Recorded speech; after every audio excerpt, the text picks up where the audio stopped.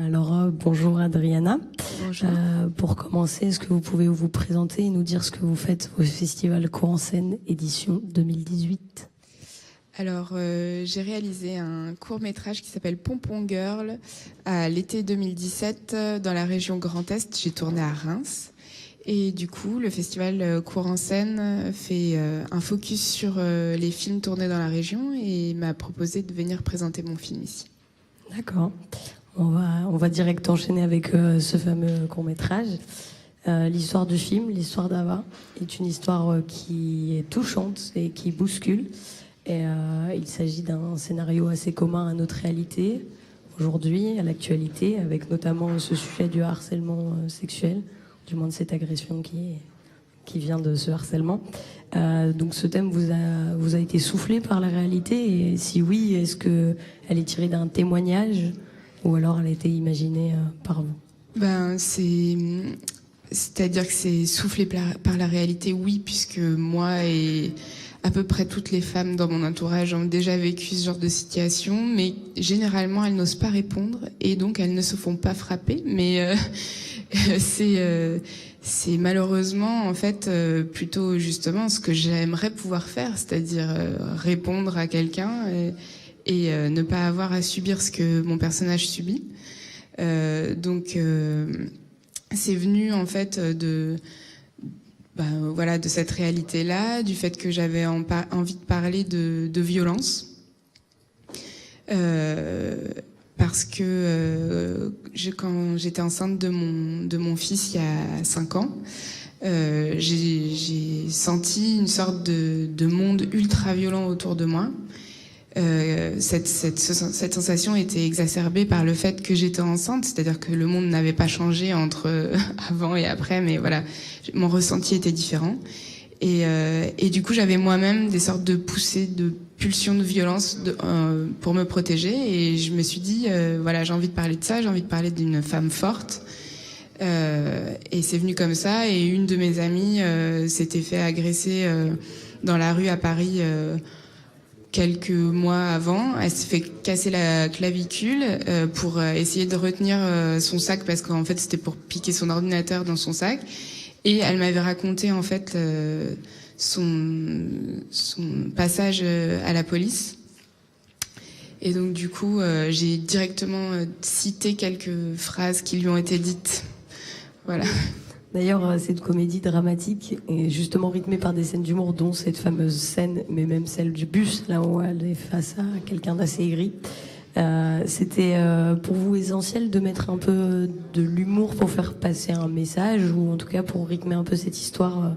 Oui, totalement. En fait, j'écris pas de drame. C'est pas mon mode d'expression. J'écris plutôt de la comédie, et je dirais donc plutôt de la comédie dramatique. Mon idée, c'est à chaque fois qu'on va tomber justement dans le pathos ou dans un peu trop d'émotions ou quelque chose d'un peu larmoyant, il me faut une rupture. Et donc c'est comme ça que j'ai écrit le film. C'est vraiment il y a des coupes de montage qui étaient déjà écrites dans le scénario en tant qu'effet comique. Particulièrement justement le passage de la scène de la salle de bain au commissariat, par exemple, c'était voulu déjà. J'avais imaginé ça de manière très sec pour accentuer la comédie. Et c'est ce que j'aime en fait généralement dans les films, c'est parler de sujets qui sont plutôt graves, mais arriver à le faire avec un peu de légèreté.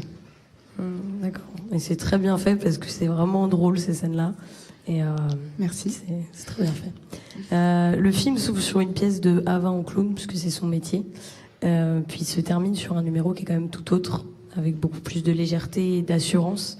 Pareil, dépeindre ce avant, après, ce avant grossesse, ce avant agression et ce après grossesse et agression, enfin après agression. C'était pareil, essentiel pour traiter un sujet comme ça.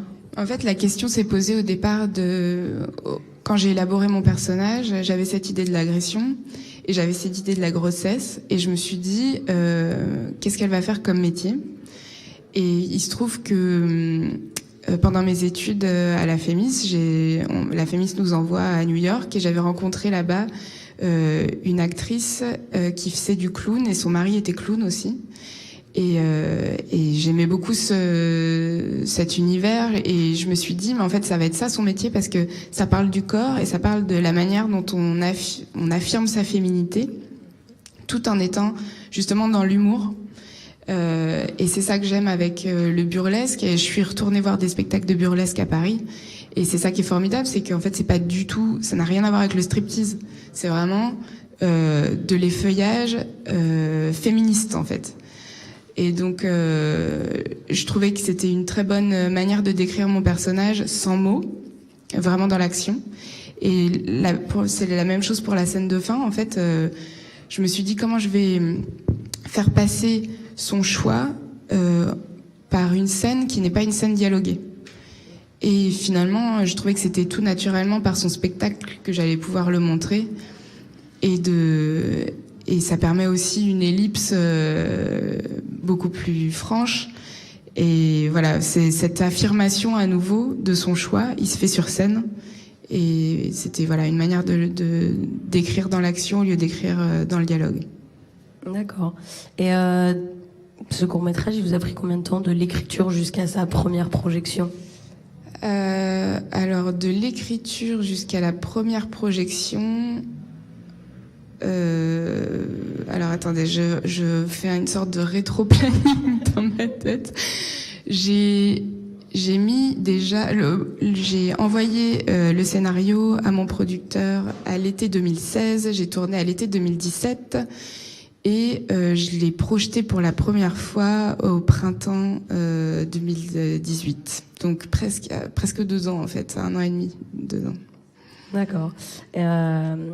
Un tournage dans les rues rémoises. Oui. Comment c'est ? Vous êtes vous-même rémoise et... Non, je suis pas rémoise. Alors, je suis née en Champagne, mais ensuite j'ai passé toute mon enfance à Dijon, en Bourgogne. En fait, c'est plutôt une histoire de financement, c'est-à-dire que le film, on pouvait le faire à peu près où on voulait en France. On avait quand même des critères. Je voulais donc une salle de boxe, je voulais des transports en commun ferrés, donc tramway ou métro. Et on l'a envoyé à différentes régions et la région Grand Est a trouvé le scénario intéressant et a financé une partie du film. Donc on savait qu'on pouvait tourner en Grand Est, mais après la région est large. Et Reims, c'est très pratique pour des Parisiens parce que c'est très près. Donc pour aller faire des repérages, etc., pour déplacer l'équipe, c'était plus simple. Donc voilà, on a été faire des repérages à Reims et j'ai trouvé tout ce qu'il me fallait pour le film, donc on l'a tourné là-bas. D'accord. Et donc c'est un film qu'on peut qualifier de féministe quand même. C'est quand même fort. Oui, alors je suis toujours, je sais pas si je dois dire ça parce que certaines personnes trouvent que c'est une tare et pas un compliment. Donc je peux retirer. Donc non, mais oui, je dirais que évidemment il est plutôt féministe. Après, il y a des degrés de féminisme, etc. Et une des choses auxquelles j'ai fait attention quand même dans le film, c'est justement de montrer des personnages masculins qui sont aussi tous, j'espère, dans une palette différente. Et donc c'est pas du tout un film à charge qui serait contre les hommes ou quoi que ce soit. Donc non, c'est plutôt un film, oui, de girl power, quoi, je dirais. D'accord. Et donc on va basculer sur un format un peu plus court avec des questions plus courtes, des réponses plus courtes. Okay. Est-ce que vous pouvez nous définir le court-métrage avec vos mots ? Alors c'est une comédie dramatique sur un sujet dont on a beaucoup parlé, mais j'avais écrit le scénario avant, qui est le mouvement MeToo, etc. Donc c'est l'histoire d'une femme qui répond à un de ses agresseurs dans la rue, se fait frapper et va remettre en question tous ses plans de vie suite à cette agression. D'accord. 3 courts-métrages à voir. C'est un court-métrage de Keren Ben Raphaël qu'elle avait fait à la FEMIS quand elle était encore étudiante. Je crois que le titre, c'est quelque chose comme... C'est presque normal, le titre. C'est un très bon court-métrage, parce que c'est un court-métrage, pareil, sensible et drôle à la fois. Ça raconte l'histoire d'un petit garçon qui est né le même jour que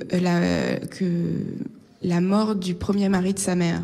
Et donc, en fait, il n'a pas le droit de fêter son anniversaire, parce que tous les ans, ils vont se recueillir sur la tombe du premier mari de sa mère. Et c'est très, très drôle. J'ai vu un très bon court-métrage qui s'appelle Vita, et je me demande s'il n'est pas sélectionné à Cour en Scène d'ailleurs. C'est un court-métrage franco-belge. Et après, je vais faire ma faillotte, je vais dire Les trompes de ma mère, qui est sélectionné ici, puisque je travaille, je suis une très grande amie de la réalisatrice Sarah de Chabanex, donc voilà. Qu'on a reçu juste avant, donc qui nous a déjà parlé de Pompon Girl en plus. Et une question, un petit quiz. Est-ce que vous savez qui a gagné le César du meilleur court-métrage en 2018? Absolument, parce que je la connais. Elle s'appelle Alice Vial. Vous êtes incollable. Et parfait. Merci beaucoup d'avoir répondu à nos questions. Merci, et puis bon festival. Merci.